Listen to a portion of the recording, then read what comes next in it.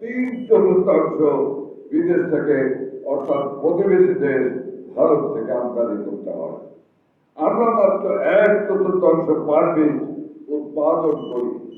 বৈদেশিক নির্ভরতা কাটিয়ে পাট বীজ উৎপাদনে স্বনির্ভর হওয়ার জন্য প্রয়োজনীয় উদ্যোগ নিতে আমি সংশ্লিষ্টদের আহ্বান জানাই। পাট অধিদপ্তরের আওতায় উন্নত প্রযুক্তি নির্ভর পাট ও পাট বীজ উৎপাদনের জন্য একটি প্রকল্প নেওয়া হয়েছে। এর আওতায় 36টি জেলা 150টি উপজেলায় পাট বীজ উৎপাদন কার্যক্রম চলমান রয়েছে।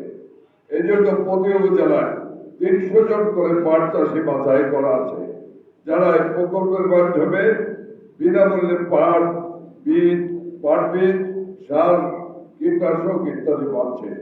কিন্তু এই সকল প্রণোদনা অনেক ক্ষেত্রে প্রকৃত পাট চাষিরা পায় না বলে অভিযোগ রয়েছে, যে জন্য আমরা তেমন সুফল পাচ্ছি না। আরো একটি অভিযোগ রয়েছে, কৃষকরা সময় মতো পাট বীজ পায় না, অর্থাৎ পাট বপনের সময় পার হয়ে গেলে কৃষকদের বীজ দেওয়া হয়।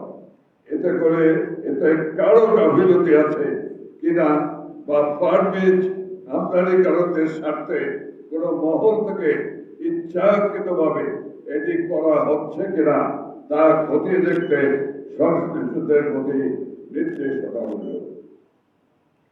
কেননা পাট ও পাট বীজ উৎপাদনে আমরা স্বনির্ভর এবং বিশ্বে প্রথম হতে চাই।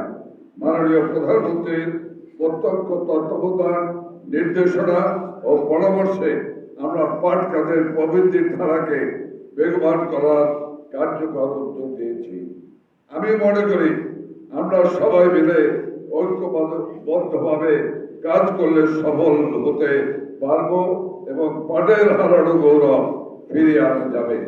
সেই সাথে পাট পণ্য বৈদেশিক মুদ্রা অর্জনের অন্যতম উৎসে পরিণত হয়ে জাতীয় অর্থনীতিতে গুরুত্বপূর্ণ অবদান রাখবে এবং মাননীয় প্রধানমন্ত্রী ঘোষিত এর পাট বাংলাদেশ বিনির্মাণে সহায়ক ভূমিকা পালন করবে বলে আশা করি। সবাইকে আবারও ধন্যবাদ জানাচ্ছি। বিশেষ করে জেলা প্রশাসনের পক্ষ থেকে আমি ধন্যবাদ এবং কৃতজ্ঞতা জানিয়ে আমার বক্তব্য আমি শেষ করছি।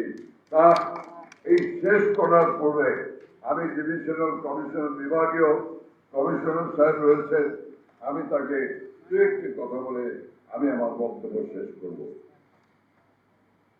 আমরা একটি সমস্যার অবস্থায় নিবন্ধিত।